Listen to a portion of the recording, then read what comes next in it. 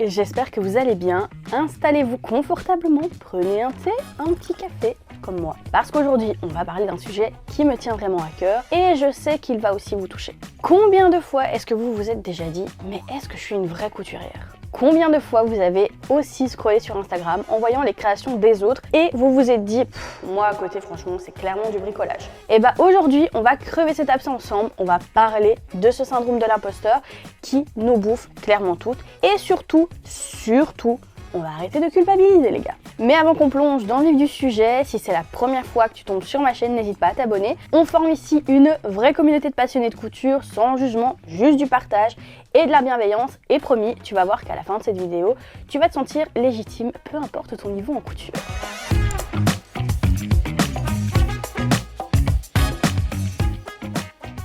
On va déconstruire un petit peu tous les clichés qu'on a pu entendre ensemble. Déjà, c'est quoi une vraie couturière, une vraie créatrice dans l'imaginaire collectif? Alors apparemment il faudrait avoir fait une école de mode ou de couture, coudre depuis qu'on a 5 ans, avoir une pièce dédiée avec 3 surjeteuses et 2 brodeuses, créer ses propres patrons, ne jamais découdre, ça c'est vraiment ma préférée, hein, disons-le, poster sur Insta des créations parfaites tous les 2 jours, vendre ses créations et surtout ne jamais utiliser des patrons du commerce. Restons calmes, Jika. Les filles, les garçons, ceux qui m'écoutent. Stop. Qui a décidé de ces règles éclatées au sol? Alors clairement personne, c'est nous qui nous les imposons finalement tout seul. Donc on va faire quelque chose, on va remettre un petit peu toutes les pendules à l'heure. Vous savez quoi? J'ai fait mes petites recherches pour vous et selon le rapport 2024 de Craft Industrie Alliance sur le marché du quilting, il y a environ 30 millions de couturières actives rien qu'aux États-Unis et au Canada. Et parmi toutes ces créatrices, eh bien la grande majorité, elles ont appris en autodidacte. D'après les dernières études également du marché de la couture, Sewing Industry Statistics, 40% des nouvelles machines à coudre achetées dans le monde sont pour usage personnel plutôt que commercial. Ça veut dire quoi? Que des millions de personnes cousent chez elles pour le plaisir, sans formation pro. Voilà. Et puis franchement, je sais plus parler. Et puis franchement, entre nous qu'on se le dise, j'ai une copine qui a fait une école de mode, elle me dit tout le temps qu'elle a plus appris en pratiquant chez elle qu'en cours parce que chez elle, elle a fait ce qu'elle aimait, elle a testé, elle a pu se planter, elle a pu recommencer et ça c'est clairement de l'apprentissage. Alors personnellement, moi j'ai toujours été fière de dire que je cousais, c'est un peu dans mon caractère, je me sens pas gênée de partager cette passion avec les autres. Mais dans ma tête, être couturière, ça voulait dire aussi de créer des robes comme celles que vous voyez à l'écran, par exemple d'Elisab, de Dolce Gabbana, enfin bref, les grandes maisons de couture quoi. Je me disais que ce que je faisais, c'était sympa, mais c'est pas de la vraie couture ou de la vraie haute couture en gros.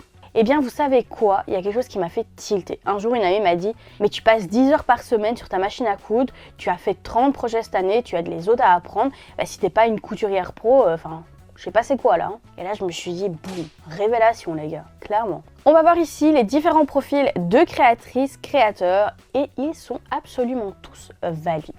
On a premièrement la couturière du dimanche, et elle a totalement raison. Celle qui coud quand elle a le temps, qui fait un projet tous les 2 mois, ou tout simplement qui a une machine un peu basique posée sur la table de la salle à manger. Cette personne est une créatrice. Point. Il n'y a pas de discussion, il n'y a pas de débat. Elle prend du tissu et elle crée quelque chose qui n'existe pas avant. Alors, si c'est pas ça la définition même de créer, je sais pas ce que c'est. Je connais une femme qui, elle coud 3-4 projets par an, des trucs simples, des tote bags, des pochettes, un coussin par-ci, un coussin par-là, des petits chouchous. Et elle me dit toujours « ah mais moi, c'est pas de la vraie couture hein. ». Sauf que ce qu'elle ne sait pas, c'est qu'elle fait tous les costumes de théâtre aussi de sa fille. Elle a customisé les rideaux de son salon et chaque amie qui se marie reçoit à chaque fois une pochette personnalisée, cousue par ses soins. Alors clairement, si c'est pas de la création, de nouveau, je ne sais pas ce que c'est. Ensuite, on a celle qui enchaîne les patrons PDF, celle qui a 300 patrons sur son ordi. Alors on se reconnaît tout un petit peu là, hein, n'est-ce pas? Et qui teste toutes les nouveautés, qui fait partie de 15 groupes Facebook de tests de patrons. Cette personne, elle est clairement hyper créative parce que prendre un patron et interpréter avec son tissu, ses modifications, sa vision, c'est aussi de la création. Vous savez, finalement, même les couturiers utilisent des patrons de base. Les différences entre 2 robes faites avec le même patron, c'est vous au final. C'est votre choix de tissu, vos finitions et vos modifications personnelles. D'ailleurs, petite info, Makerist, la plateforme de patrons qui a malheureusement fermé en 2025, donc cette année, avait des milliers de créatrices qui modifiaient systématiquement les patrons qu'elles achetaient. Même avec un patron, on crée notre propre vision. On a aussi une autre créatrice qui, elle, est dans une autre catégorie que j'appellerais la hackeuse de vêtements. Alors celle-là, je l'adore. C'est celle qui finalement, elle transforme tout. Le jean troué qui devient clairement une jupe, le vieux t-shirt qui devient un tote bag, la chemise de papa qui devient une robe pour la petite. J'adore. Franchement, mucho gusto. Franchement, je kiffe. Ces personnes, elles ont une créativité de malade. Elles voient le potentiel dans tout. Et en plus, avec tout ce qu'on entend sur la fast fashion et l'écologie, elles sont complètement dans le mouvement. Vous savez que le marché de l'upcycling, donc de l'upcycling fashion, forcément dans les vêtements, a atteint 8,5 milliards de dollars en 2025 et devrait doubler d'ici 2034 d'après les études de marché.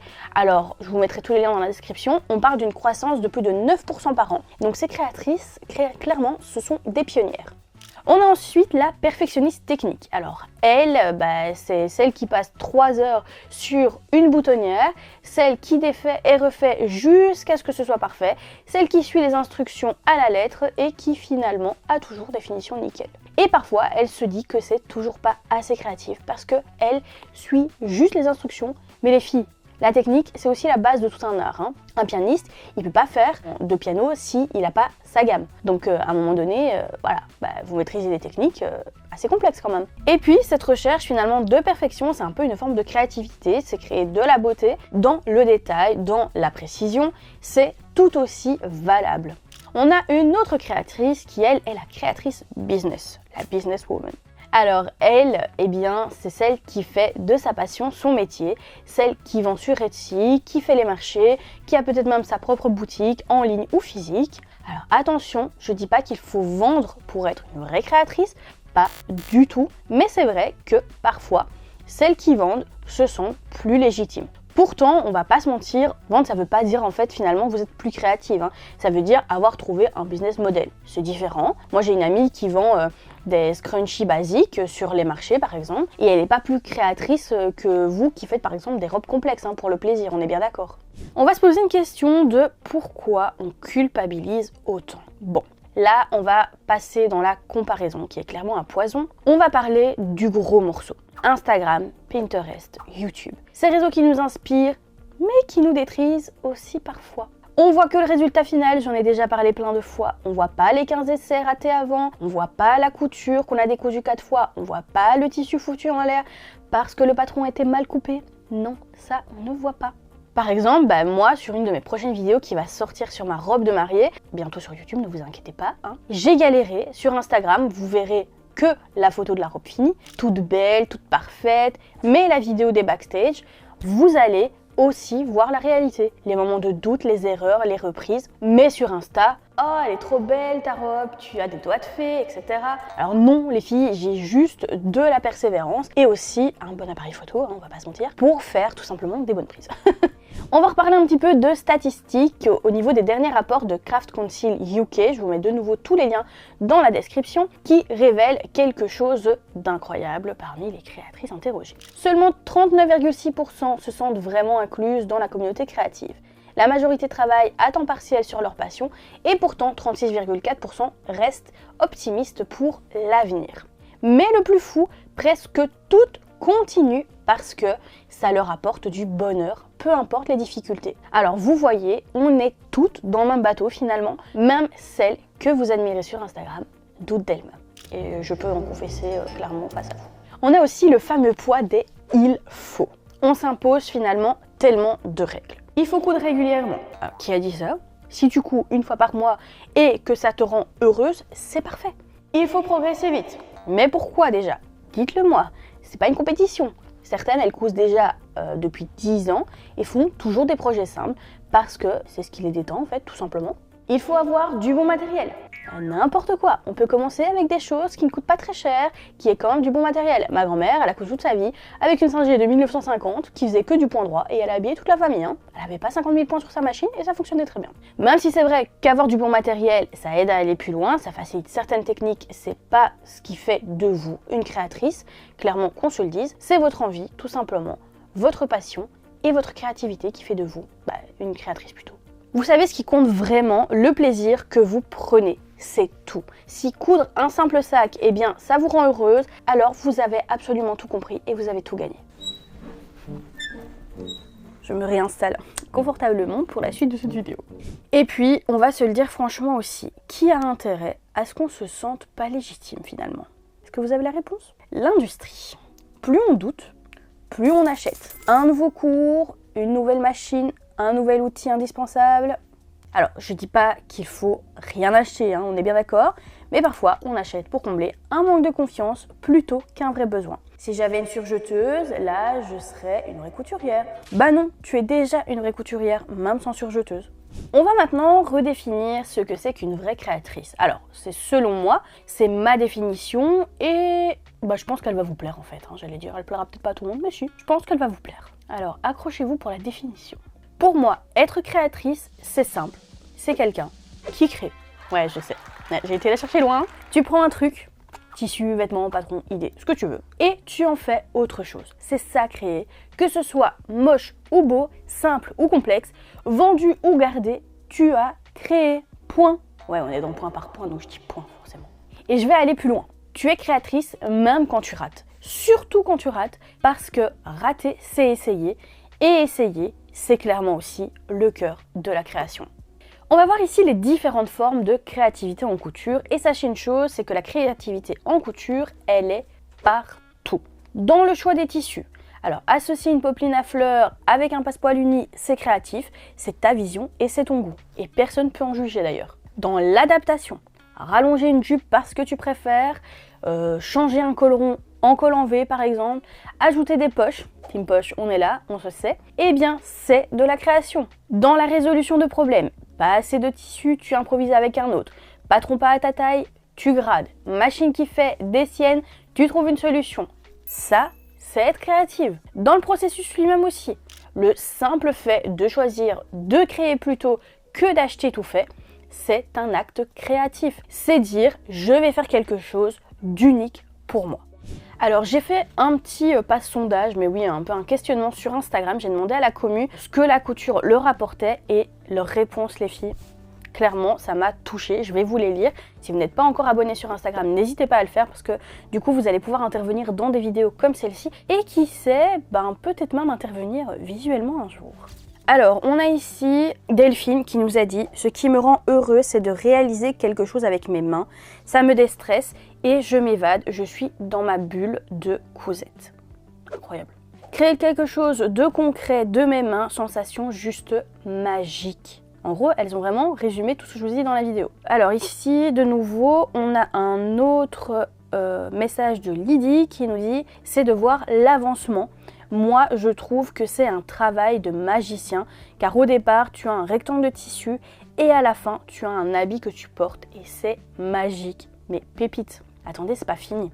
On a eu aussi un autre message d'une autre personne. Quand je couds, ce qui me rend heureux, c'est la sensation d'être exceptionnel, unique, de porter ce que moi j'ai créé et personne d'autre. Je me sens utile quand c'est une cousette pour quelqu'un d'autre et fière quand c'est pour ma fille.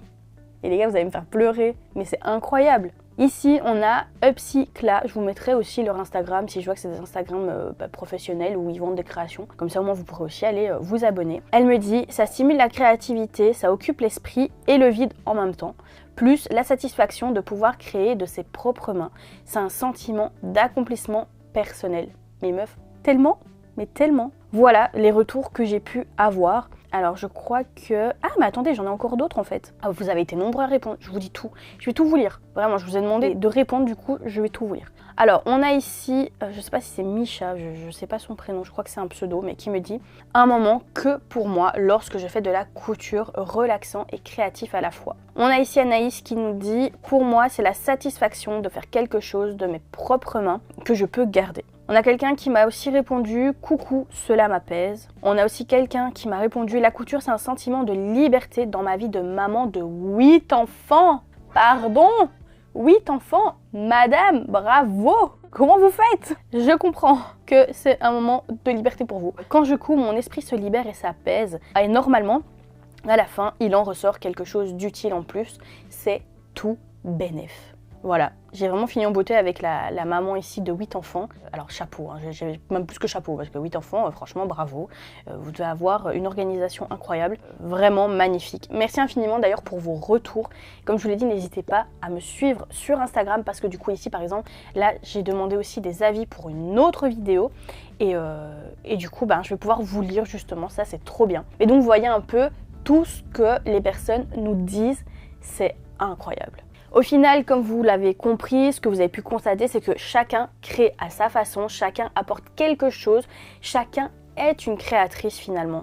Et ça, c'est incroyable. On est aussi trop obsédé par le résultat. Mais la couture, c'est d'abord un processus et je vous l'ai déjà répété de nombreuses fois. C'est le moment où tu choisis ton tissu, où tu touches les matières, c'est la concentration quand tu coupes, c'est la satisfaction quand ta couture, elle est bien droite, c'est même la frustration quand tu découpes, on va pas se mentir. Tout ça, c'est créer, c'est vivre le processus créatif. Parfois, je commence un projet et je l'abandonne, pas parce que j'ai raté, mais parce que j'avais juste besoin tout simplement de coudre ce jour-là. Le processus m'a apporté ce dont j'avais besoin. Le résultat, il n'était pas important à ce moment-là. Et si vous voulez le recontinuer par après cette création, vous pouvez. Et ça, les marques peuvent pas nous le vendre. Cette satisfaction de créer avec nos mains, ce moment de flow où on oublie absolument tout, ça, c'est la vraie valeur. On va voir maintenant des petits conseils pratiques pour justement arrêter de culpabiliser. Premièrement, on va arrêter la comparaison toxique. Pas la chanson toxique de Britney Spears. Hein. Pourquoi j'ai fait cette blague, elle est vraiment nulle. Premier truc, désabonnez-vous des comptes qui vous font vous sentir nul. Sérieusement, si à chaque fois que vous voyez les posts de Madame Parfaite, vous vous sentez minable, unfollow.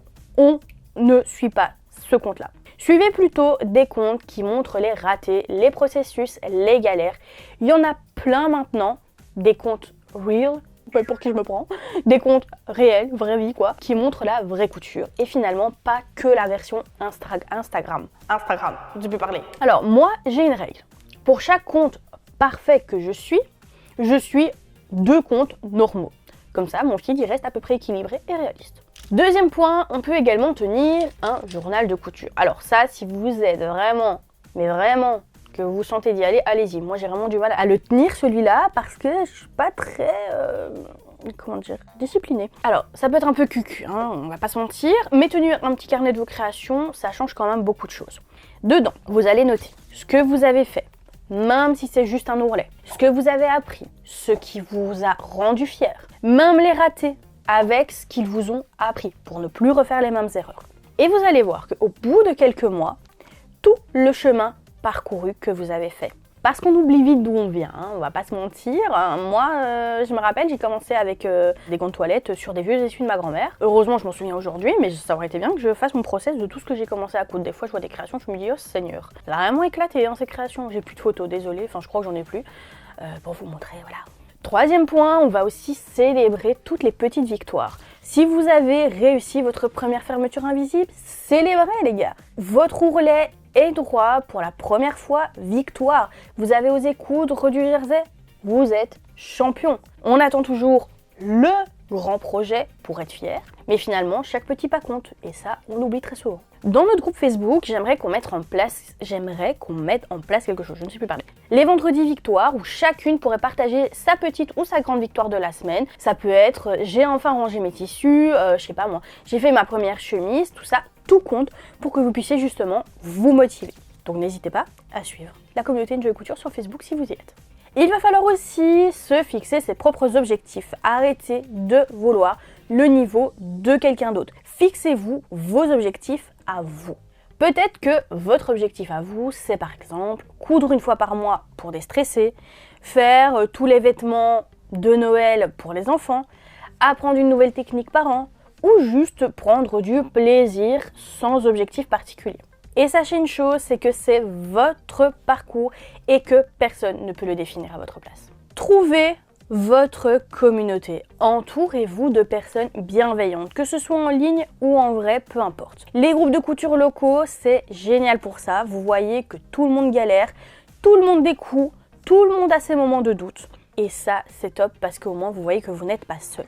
Évidemment, si vous n'avez pas de communauté autour de chez vous, eh bien vous pouvez évidemment trouver une communauté bienveillante en ligne également. Par exemple, ici on a créé une formation complète, c'est pas juste des techniques, c'est tout un programme pour prendre confiance en vous, progresser à votre rythme et surtout faire partie d'un groupe de femmes qui se soutiennent.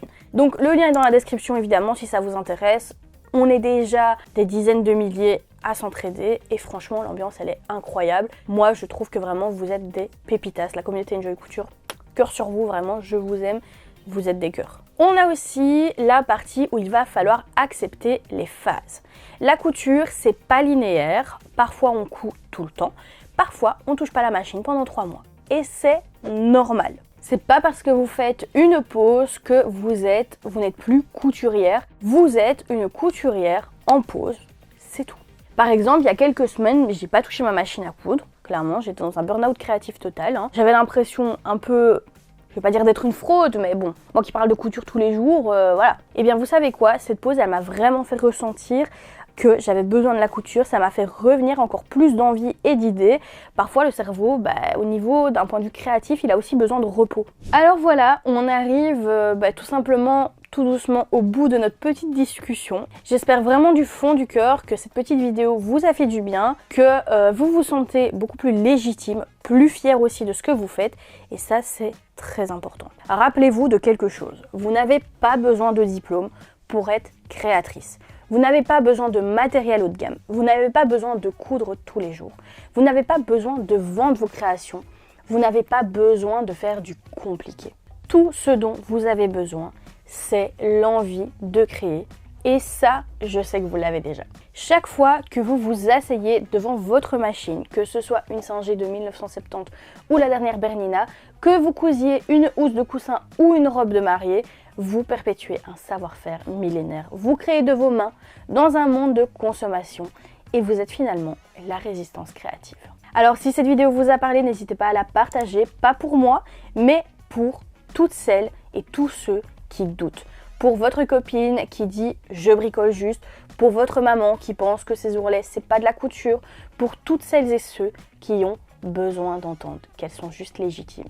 Et bien sûr, si ce n'est pas déjà fait, abonnez-vous à la chaîne, on forme une belle communauté ici, sans jugement, juste du partage et de l'entraide.